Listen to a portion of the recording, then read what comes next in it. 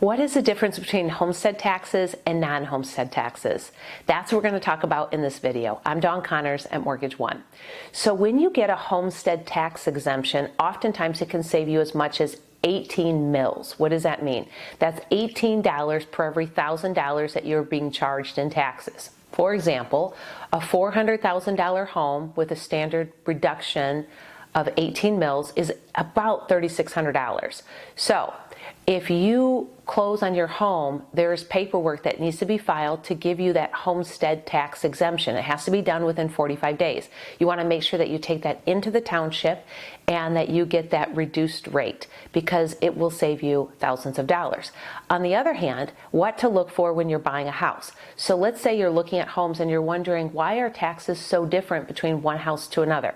Number one, the current homeowner may have lived in the house longer than the other homeowner that you're looking at, their home, and they get a reduced tax rate because over time the taxes become capped. With that being said, what we're talking about today is homestead versus not homestead.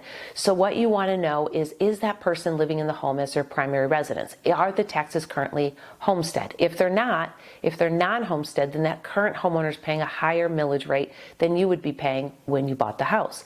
If it is homestead, well then you have the advantage of owning that house usually for the first year with the lower tax basis. So for example, in Michigan, taxes for the summer, the highest of usually the two, run from July 1st of 2025 to June 30th of 2026, for example, in that year.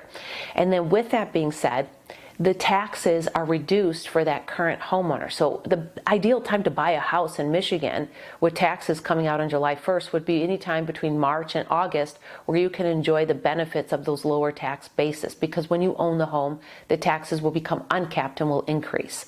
So non-homestead versus homestead taxes, the thing to know is make sure that when you close on your home, you file your homestead exemption paperwork and know that as you're looking at homes, if there's a lower tax basis, in the beginning, you'll get to enjoy that for the first year usually, and then they'll pop up to the new price that you bought the home for. This is Dawn Connors at Mortgage One, providing you fantastic mortgage solutions.